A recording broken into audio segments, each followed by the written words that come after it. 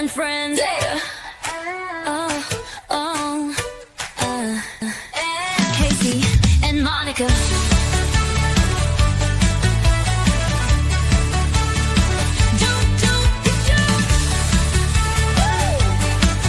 Bale and Friends. Hay Bale and Friends. Hay Bale and Friends. Hey, and Monica. Hay Bale and Friends. Come join the fun. Your new favorite morning show. Let's learn to can and cook and gardening and more. And we do it with friends. Hay Bale and Friends. And Kacy and Monica.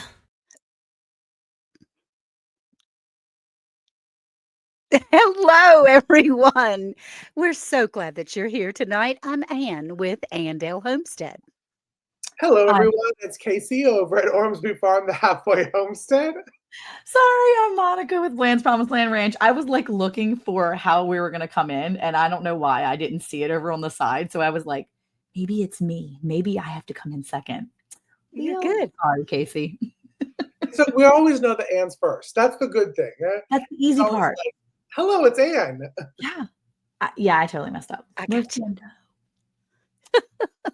Okay, so Yeah. Kacy, are you? I'm really excited about this episode because we were talking about, could you hear that on the microphone? We're talking Yes. about cast iron, how to Woo-hoo. take care of your cast iron, how to cook with cast iron. It's really important. We do a lot of episodes on survival and prepping and all that kind of stuff. And every time we're always like, have cast iron, cook on cast iron over an open flame or this. But there's an art to cooking with cast iron. You can't just pop it on the stove like you do the Martha Stewart brand of frying pan that you got from Walmart. There's a little bit of an art to it. There's a little bit of an art to taking care of it so it lasts the years and decades that it will. And we're talking about the care of cast iron. Monica, who's our sponsor today? Yeah. Well, this episode is sponsored by the Hay Bale Prepper Guide. We love skill sharing, especially when you're talking about things like cast iron skillets. And we love doing this on Hay Bale and Friends here and prepping to have a stash of garlic, prepping to have. We got this. Sorry. We love skill sharing on Hay Bale and Friends, and prepping to have your cast iron ready to go is a huge, huge plus on your homestead. This episode is brought to you by the Hay Bale Prepper Guide. And while learning new skills here on the show, be sure to head over to our Etsy store to download our 99-cent guide with recipe cards, product links, note pages, and more. This guide is another homestead must-have. Scan the QR code link on the screen or head over to our Linktree link and click it on Etsy. It's 99 cents, guys. It is not very much. And you can take all the notes you want during this episode because we are going to be learning some skills, and that's always super important. And I think we have a guest, don't we? Hello, who is this? Hello. Yay. Hello, Kacy Boots and Bounty Homestead. Thanks for having me, guys. And we're really excited to have you back. We didn't scare her off the first episode, so that's a good thing. So a couple weeks later, she's back again because when we were thinking about this topic, we were like, okay, who do we know that talks about on her channel a lot about cooking with cast iron? And Kacy is one of those that I've years past would text her and be like, okay, how do I do this, this, and this? And she knows. So this is a good thing. Kacy, we're talking cast iron. Before we get into it, how long can cast iron last if you take care of it? Longer than you. Yes. Yeah, longer than you, but you have to take care of it. And if you find those that are orange instead of black, you can still bring them back if you know how to. Right. That's what I hope to learn. I've got a couple of orange ones out in the shed that are ready for some good loving. So you're going to teach us how to do that tonight. That's exciting. I will. I've got a few examples of some older, uncared for ones. I've got some used ones, and I've got some clean and shiny ones. But I also have some different makes and models, if you will, that I want to go through as well. Awesome. I'm ready. That's great. You're ready. You ready, Freddie? Okay. So we all know that cast iron comes in different shapes and sizes. All kinds of fun stuff. A lot of people have. It's my cornbread one. I was gonna say, is that cornbread? That's a cornbread one right there. That's some good cornbread already pre-cut. I was Sliced.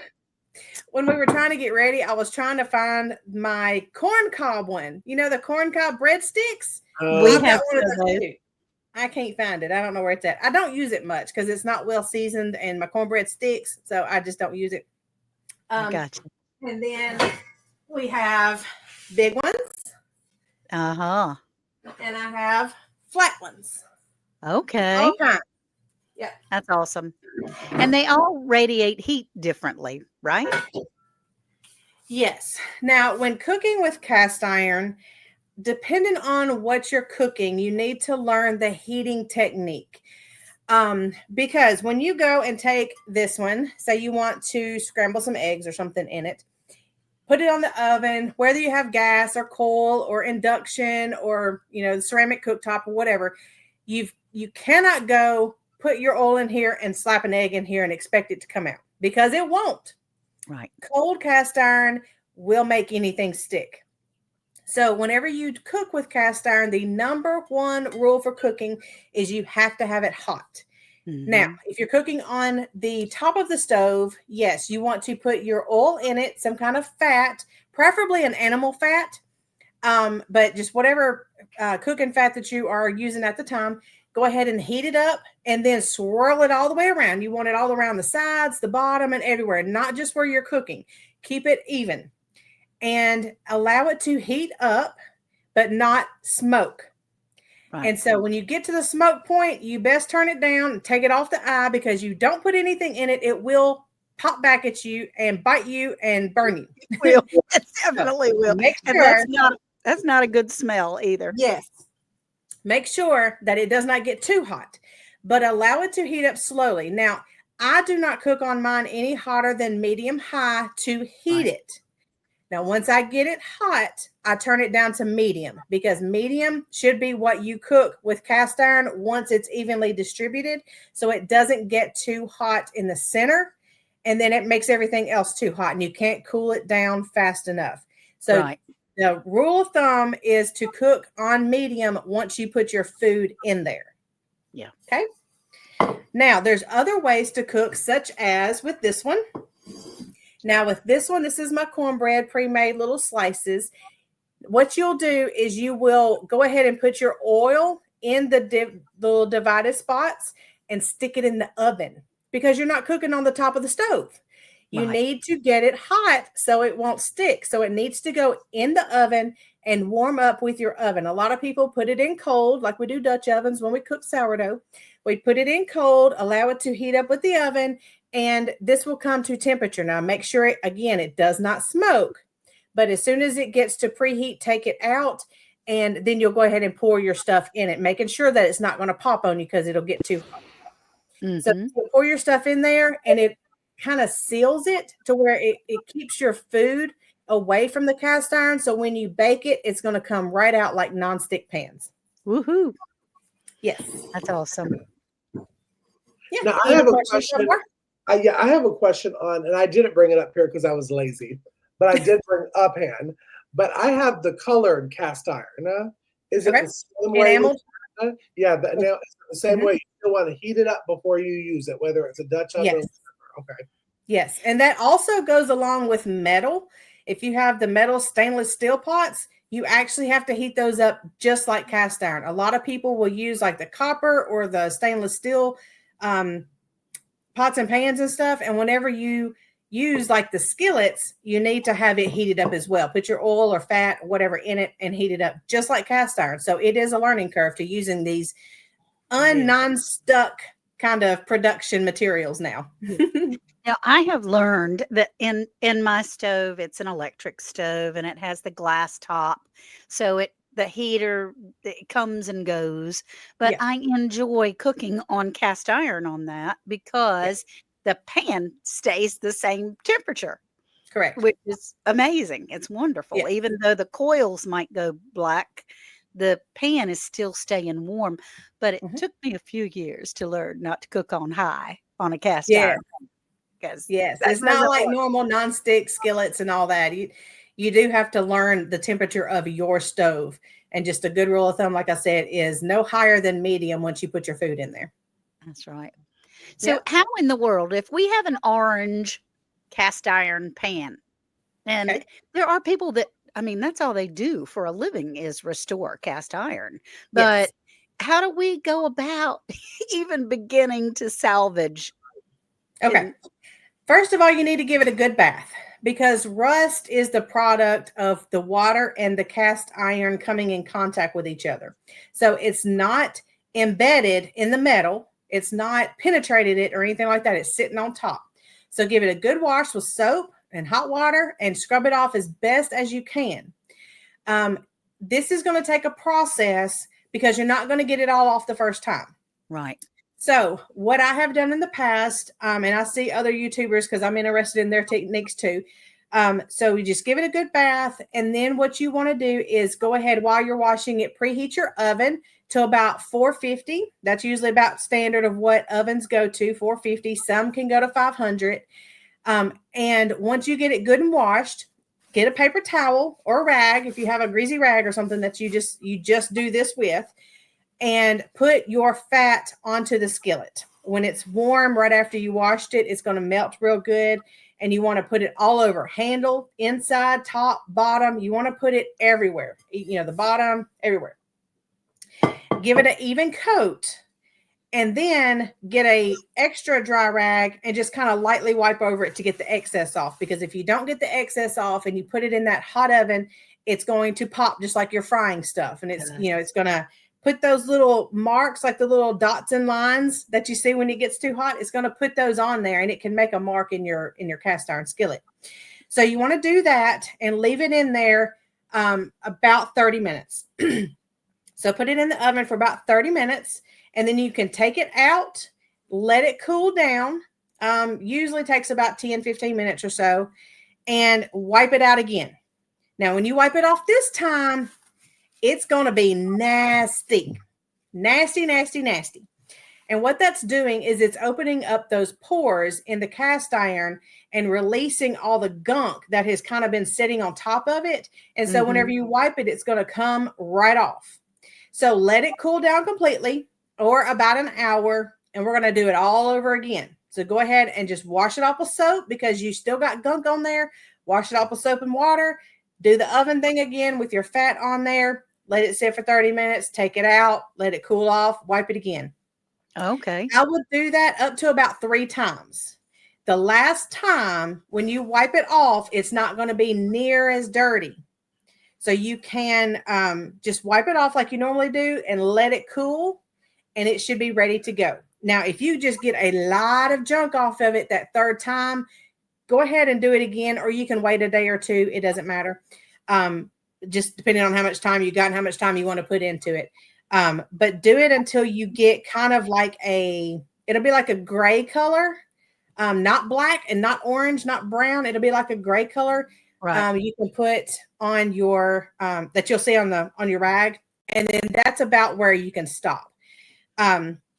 Because what then is happening is you're breaking down the coating that is naturally on there, and you don't want to go past that because it's harder to season. Right. So getting into the seasoning part of it, with you putting the fat on it and putting in the oven to let it cook, what you're doing is you're seasoning it. So what it does is it makes this barrier along the cast iron. And when you put that fat on it and it cools, it closes those pores. And those pores makes it slick to where it's going to be like nonstick when it heats back up, because all the pores are full of fat and it's greasy and it's good to go. And it's not going to stick up your food. Okay. So after you do that a bunch of times, now it's ready to cook with? Yeah. Okay, Yeah. so let's just say, not that I have experience with this, but that you cook something and you're cooking stuff and it's easy because once you're done, you can just like wipe it clean, because the stuff you cook is like sourdough pizza stuff. So it comes out real super easy and it comes and no problem. But let's just say someone you love very much maybe makes fries and egg in it, and there's like a bunch of little nasty fried egg junk in there, and they didn't clean it right. So what do I do? Or what does that person do? I was about to say, Kacy has somebody she loves very much. And it looks like that. that. And then you like want to hurt somebody, but you hold back because you know it can be cleaned. Yes. Okay. So what you're going to do is what I do is I normally, you don't set it in water. Don't let it soak. Okay. Yeah, no, Don't no do that water. for like overnight or something. Let it sit for about 10 minutes in the water just to loosen up the junk. Okay. And then you can wash it with soap if you want, or you can just try to scrub it out as best you can and get all that stuff off of there. I do use the wire scrubbers. I have done that and it doesn't affect mine. But starting out, if you're not used to the whole seasoning process, I would just use hot water and a scrubber to get that excess food off. When you get used to what you're looking for in your seasonings, then you can use your soap and your water and you can wash it off if you want, because it's still going to be seasoned to a point.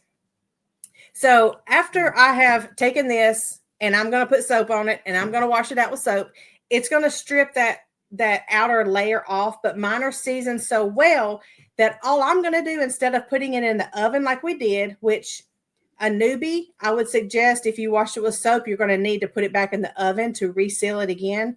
But with mine, I put it on the outside to put the fat, butter, whatever I'm using, just rub it around on the inside and the handle and the bottom. And I put it on my eye. And I put it on my eye and I heat it up on like medium high for about 10 minutes. And it'll get really shiny, like Kacy's was right there. It'll get really shiny. Yep, like that. There you go. And then you're going to take your rag again, just like you did in the oven, and you're going to wipe the excess off and you're going to let it cool and you're going to put it up. Yeah, Worth had to teach me because every time, for one thing, I cook too hot on the pan. So when you scramble eggs or do whatever and you got it too hot, thing that you cook in there is going to stick. Yeah. And I would take it and put it in soap and water. He would have a fit that I had put any lot of water people on believe his you- cast iron. Yeah. A Ooh, lot of people that say hard. don't wash them with soap, and that is okay.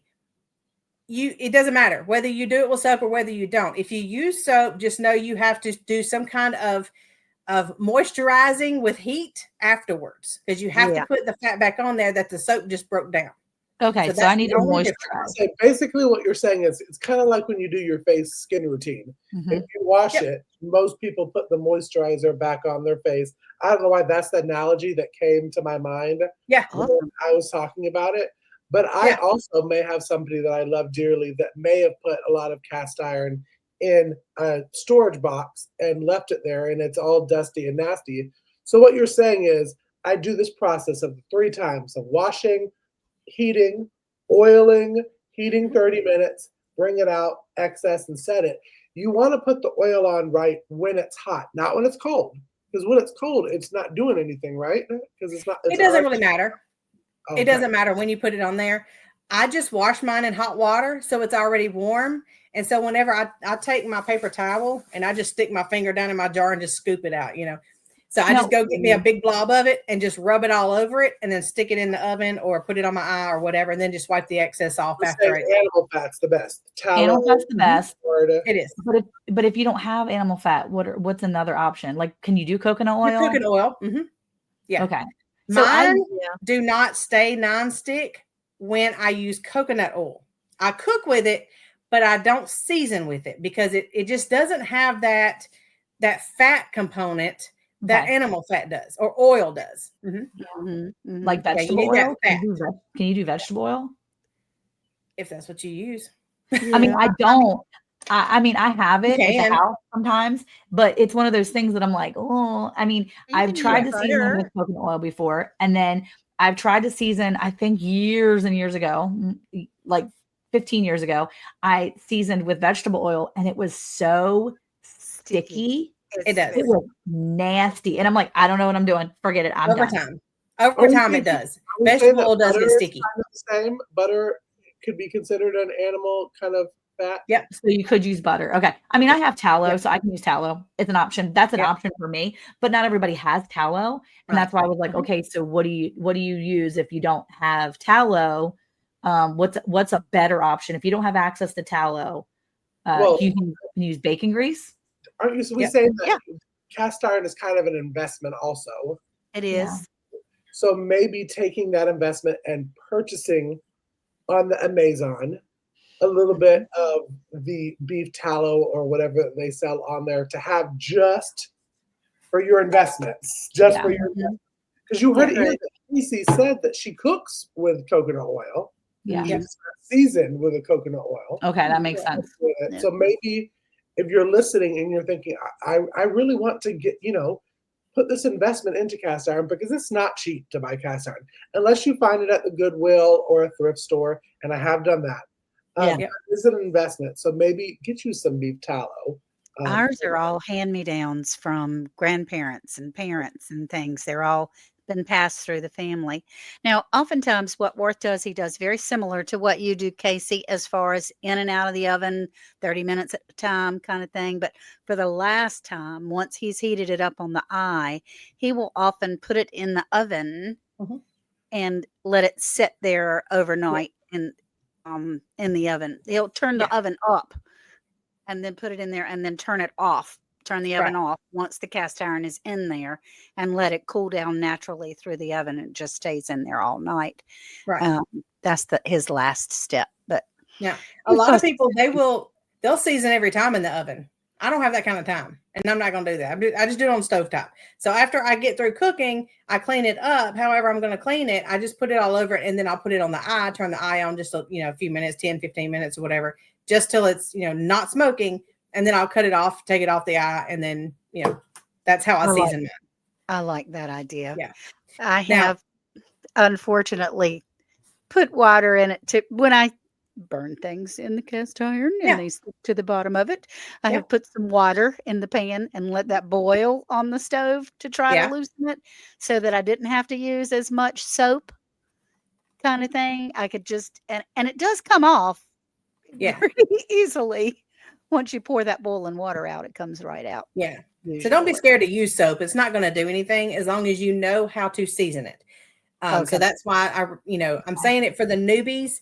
Try not to use as much soap until you get used to seasoning it, and you need to learn how to cook in it so things don't stick. But until you learn how to cook in it, things are going to stick. And you're going to get good practice at seasoning it over and over and over. And so you'll eventually get to the point where you don't have to use the soap, which I'm fixing to show you. I actually have the skillet from breakfast this morning.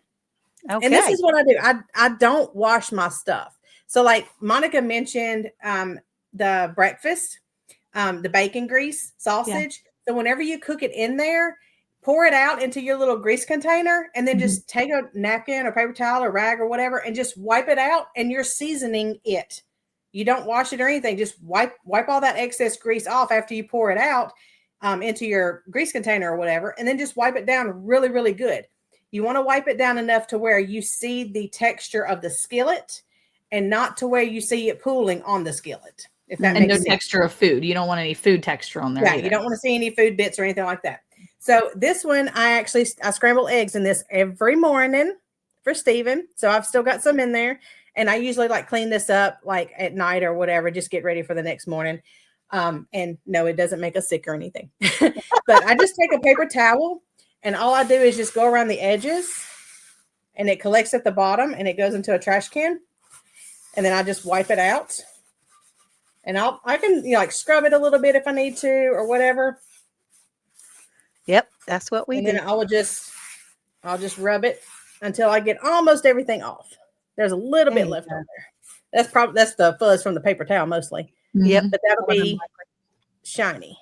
There you go. Yeah. So I guess if you have a food allergy, so for instance, Eric has a chicken egg allergy. I guess for us, we might just have to designate one of the pans specifically for chicken eggs only. That way, any of the other pans we can use, or he only has one pan we cook with. Because I think that's where I always run into the fear of Elijah, my 13-year-old, cooking his chicken. He cooks chicken eggs all the time. He'll cook up a hash brown and some chicken eggs for breakfast. He's just doing it. And most people don't specify their eggs in their household. Most people are not is it a chicken egg or a duck egg? But for us, Eric needs to know, did you use that pan for duck? Did you use that pan for chicken? What did you use that spoon for? The fork? Because we don't want to have that. So I guess for us, Cross-contamination. it would really just be important to designate a certain pan specifically where he knows he's safe using that particular pan. Yeah, that's a great idea. Okay, that makes sense. It's easy enough. It's just one of those things to keep Eric, make sure he's attached to a pan because Yeah. Well, breathing he is just goes important. through the house willy-nilly doing whatever he wants. I mean, it's his house, but still. We Yeah. need rules. That's right. There you go. Make a list. Put it on the whiteboard. I think so. I have to. Okay, so what else do you got for us, Kacy? Okay. I wanted to show you, hopefully, bring me up, Kacy, if you don't mind. Ooh. Okay. On this one, there's starting to be some buildup. And this just is the extra burnt on grease and fat that comes with the cast iron skillet. And there's nothing wrong with that. It's not, mine does not come off and flake. Now, if it builds up far enough and you don't have your pan seasoned, or if this fly don't go away, it's trying to eat my food. But if it does start to flake off, what we did, now this is pretty old school, but what we did, once a year, my mama would get all her cast iron skillets together. My uncle had a wood stove. So around Christmas, New Year's-ish, something like that, when it's actually hot or cold here and we actually have to use it, Mama would take all of her cast iron down there and they would shove them in the wood stove. Mm-hmm. And it's so hot in there because it gets hotter than the oven. It's so hot in there that it melts all of that junk off. And so when it comes out, she would have to, of course, let it cool off. And probably the stove would die down first and it just kind of cooks it off. And then we would all take them out and we'd have to wash them off because they had wood ash all over it. So we would wash them all off. And then she would have to take them back home and put the oil and season them and all that stuff back on it. And she'd be good for another year. But just so that doesn't scare you guys, that does happen. It's just a buildup. And that's really the only way I know how to get it off, unless you just take some that is normal. real wool or something and go at it. I don't know. I've Casey's checking his over there. I've heard people talk about using salt. Now, we've never done Yeah. that, but I've heard people talk about, don't And a lemon. wash your cast iron with soap and water. Use salt and a lemon. Yeah. You said Salt and a lemon. Mm-hmm. Huh. Yeah, usually they'll put the salt in the bottom and then they'll take a lemon and just rub all over it and then put a paper towel on top of it. And it just, I don't know, loosens all the stuff up from what they say. But I've never done it personally. That's just what I've heard, Yep. Right. Me too. And I will show you one more thing, Kacy, if you'll leave me up. Sorry. Show you one more thing. Okay, so this is an Emerald Lagasse pan. Ooh. Now his stuff comes textured. Textured is not the easiest to cook on, let me tell you. So what I mean by textured is, if you can see the bottom, it is kind of splotchy, like grainy. Mm-hmm. I see. If you can see that. Like textured walls. Those things are hard to clean too. Yeah. They are. And then here's one that is really smooth. If I can get it to focus right. Yeah. Gotcha. Really Mhm. smooth and shiny. Okay. Yeah. Okay. Now, when you have, see if my camera's going to focus back. Whenever you have one that is textured like this, like it's pretty scratchy. When you have one that's textured like this, I haven't done it myself, but I have seen where people will take a grinder or a sander and sand it down smooth. Oh. So that is an option. Just to take like a 120, is it 120 or 80 grit? Which one is it? The higher, the finer, the lower, the coarser? I think the higher number is the finer. The finer. Yeah. Yeah. So like an 80 grit, and go after this with a sander just until it's smooth. And of course, you'll have to re-season it and everything. But just know, when you're looking for cast iron, the smoother, the worn out, the better. When you start getting this into pre-seasoned, ready to use stuff, it's going to be textured. And so you can see the grease on the outside. I love it. But that is, the textured is going to be a lot harder to cook on as a newbie. Yeah, as a new person. Yes. Kacy, this has been so informative. And I love this. And I figured out all the things that I was doing wrong. Now I can do the things that are right. We appreciate you being here so much. We're playing a little ring around the rosies right this second. But please join us tomorrow night when we're going to be talking live about this episode. We would love to have you join us as You bet. well so that we can rehash all of our hash browns in our cast iron pans and the health benefits of cooking. Yeah, cha-cha-ching. Health benefits of cooking with cast iron, because there are a lot. Speaking of health benefits, I want to add something right here, if you don't mind. When people use a lot of iron, there's two things that are going to happen. You can actually get a iron deposit build up on your teeth. So if your dentist happens to say something about a buildup on your teeth, just say, or he or she may ask you, do you cook with cast iron? Because the cast iron is iron. It does release it into your food, and you can get that buildup. The second thing is people that have iron deficiencies, it's good for them to use cast iron because there is iron being put in their food. Yes. But on the reverse, just like my other half has the hemochromatosis gene where you can't have a whole lot of iron. So you've got to be careful cooking with iron because it can raise your iron. So you've got to be careful with either high or low and keep an eye on that if you use cast iron solely like we do. Oh, I'd never even thought of that. Thank you so much. That's for that great to know. information. It's Yeah. so good. Well, thank you all so much for being here on Round the Hay Bale, where we have Hay Bale and Friends. And what a friend indeed is Kacy from Boots and Bounty Homestead. So Thank we'll you, see guys. y'all tomorrow night. Thank you. Thank you for being here. Bye, y'all. Bye. Bye. Hey, Bill and friends, and Kacy and Monica.